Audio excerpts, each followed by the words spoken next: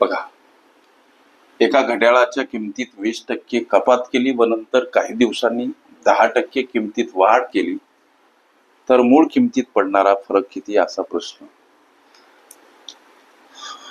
आता घड्याळाची मूळ किंमत लेकरांनो, उदाहरणार्थ घड्याळाची मूळ किंमत उदाहरणार्थ 100 रुपये आहे बाबा असं आम्ही गृहीत धरायचं. गणिताच्या उत्तराप्रत पावलं टाकायची कशी, ही आम्ही गृहीत धरलेली मूळ किंमत. प्रथमतः घड्याळाच्या किमतीत 20% कपात केली. मग आता ही कपात नोंदवायची कशी? याचा अर्थ 20% कपात म्हणजे 100ची वस्तू 80 रुपयाला.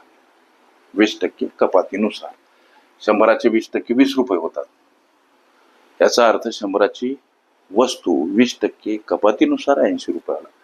ही झाली अशा पद्धतीने 20% कपात नोंदवून आता पुढे काही दिवसांनी 10% किमतीत वाढ केली असं गणित म्हणते. किमतीमध्ये 10% वाढ केली.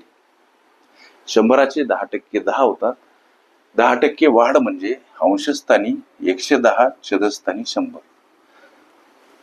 याचा अर्थ 100ची वस्तू 110 याप्रमाणे विकणे म्हणजे 10% वाढ करणे. लक्ष द्या, 100ला 100 खलास या 2 शून्यासाठी हे 2 शून्य खलास, उरलं काय तर 8 गुणिला 11 अर्थात 88 रुपये हा नवीन किंमत किंवा नवीन भाव. ही त्या वस्तूची होईल नवीन किंमत.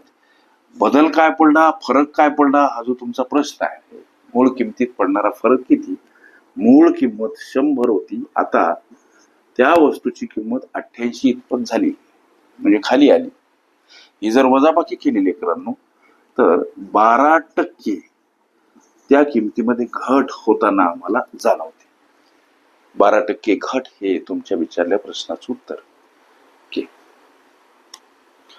किती टक्क्यांनी कमी, किती टक्क्यांनी जास्त किमतीतील वाढ घट या माझ्या प्लेलिस्ट अवश्य बघा. त्यामध्ये विविध स्पर्धकांनी विविध अंगांनी विचारल्या संभाव्य अशा असंख्य प्रश्नांचा सराव तुम्हाला करते.